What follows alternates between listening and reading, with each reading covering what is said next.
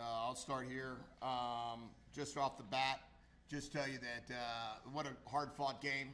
Hats off to Stanford. That was they came ready to play. They had a really, really good defensive plan. I felt really challenging. They challenged their offense all the way through. They had a really good coverage scheme. Their corners played really well. It was a good, hard-fought battle. Very few possessions in the game. We only had 4 possessions if you count the last one in the second half. I thought we'd have about 6 possessions in the second half, and challenged the guys to have 4 out of 6 touchdowns. We wound up having 2 out of 3 touchdowns. So we needed that in the second half, and then the 4th possession, obviously, we just ran out the clock.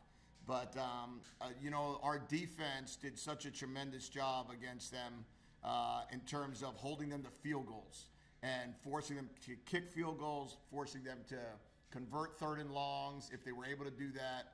And I felt like there was a lot of tackles for loss, a lot of negative yardage there. And that was a hats off to our defense and our defensive plan there. And then Noah Fafita came in the 4th quarter. And, that's a tough situation. Came in, we're down 17-14. We got the ball. And I don't know exactly the extent of Jaden's injuries, so we could stop. We don't have to ask that question. I don't know his or Mike Wiley's the extent, but I do know that both of them were out of the game right after the play occurred. And then in terms of Noah went 4 for 4. He made some great plays for us. He made a great play with his feet. And I think the way Noah played, the way Jacob Manu played once again, and the entirety of the team. That is not easy. It's not easy to go on the road. It's not easy to win on the road in a Pac-12 game. And I told the team in the locker room, we've won 5 of the last 7 games we played. And we ended the season 2-1. We started this season 3-1. And now we got to go home, and we need a great environment here back in Tucson. All right, any questions, Justin? What did you like just about how Noah came in and handled the adversity? I think the control that he showed was the most important and impressive thing. It's very hard. We talked last night, I think we were talking about Tom Brady, and we were listening to a podcast together, Noah, Jaden, and myself, and he was talking about kind of how long it took him to become the starter. 3 years in college. He didn't become a starter until his 4th year. And the opportunities that presented himself throughout the way and his commitment to just becoming a great quarterback in the system. And then the same thing happened to him in New England. And you never know. We talk about it all the time. You don't know if there's going to be an injury, if there's going to be something that occurs, and you got to be ready. Thought Noah handled himself beautifully in that situation, and there was no flinch. And to go off that, Noah, what's going through your mind when JD goes out and you're warming up, getting ready? The first thing was obviously a concern.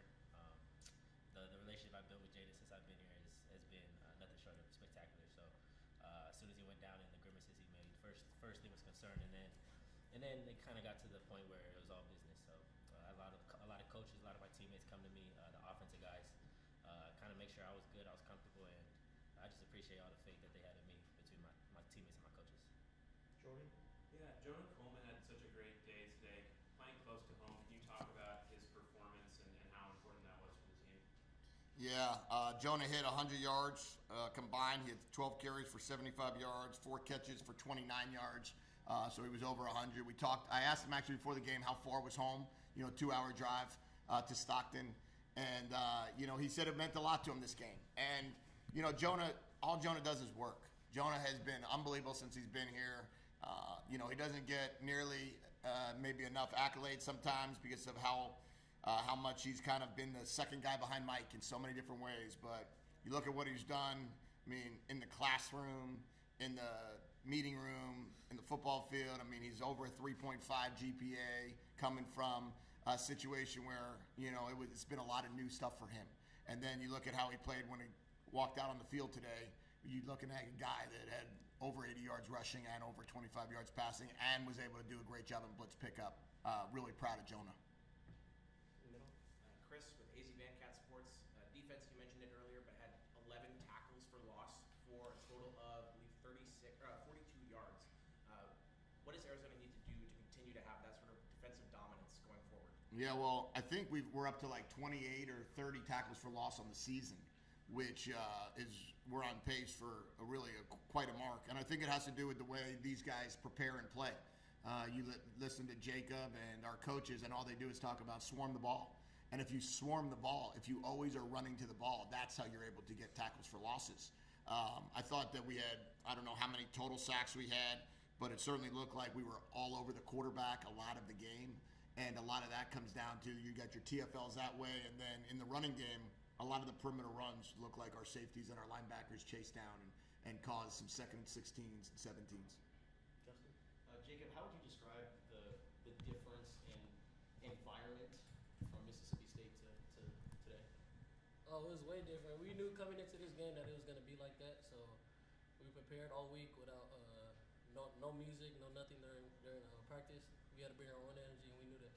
So, for the second road game, defense really stepped up. What do you like about just the way that you guys are doing on that side? I love the defense. Coach Nash, he prepares us well. Throughout the week, we go hard so that way in the game it could be easy, and I feel like it's showing up.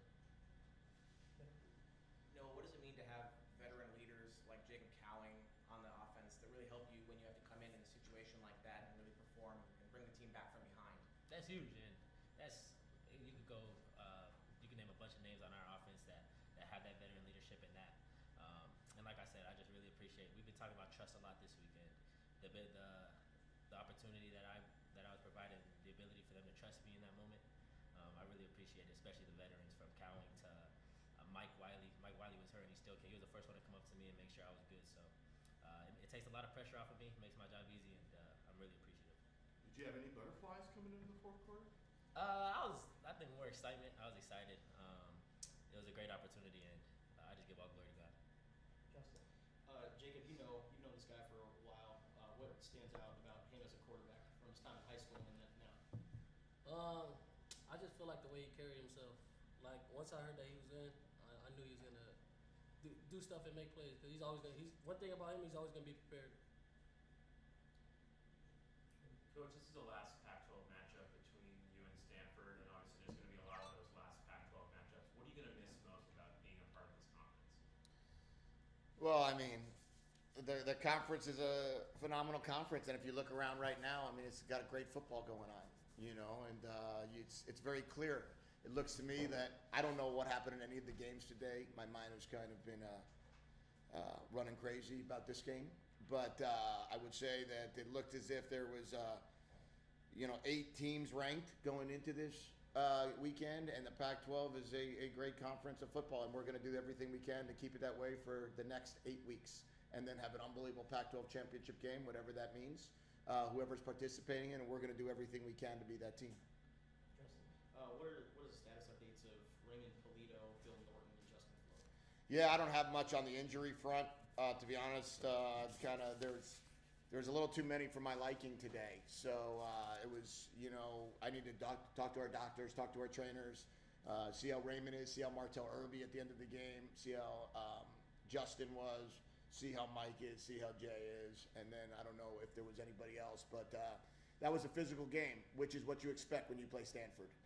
You don't come to Stanford and not think you're going to have a physical football game. That's been about 20 years straight, and it hasn't changed. And then for Norton, Bill Norton? Bill should be. We're working through a shoulder, and we held him back precautionary reasons this week. But you got to practice to play, and right now we were making sure that we could get him healthy for the coming weeks. Last question from Mel. In the end of the fourth quarter there, after the Stanford field goal to bring it up to 21-20, have you ever seen a formation like that for the onside kick? And then again, right, they had to go and it looked like they were going to retry, but that onside kick formation, have you ever seen it? Yeah, I mean, they lined up in it. It's like it's a bunt. It's a bunt kick is what they call that, where they just try to bunt it right up the middle and try to get you with a middle wedge and see if it's a pretty violent onside kick, to be honest with you, because you have 9 guys within a 7-yard window just running straight ahead. Very disappointed that they called us for offsides the second time. So the first time I took a timeout, the second time Dalton Johnson recovered it, and they said that there was a toe on the line. So they wound up making it a re-kick again. And then the third time they wound up kicking it deep, which is what I was expecting them to do the first time. So that's why we took the timeout. So yeah, it's it's a pretty physical onside kick when you line up in that formation, and our guys handled it well. All right, that's our time. Thank you.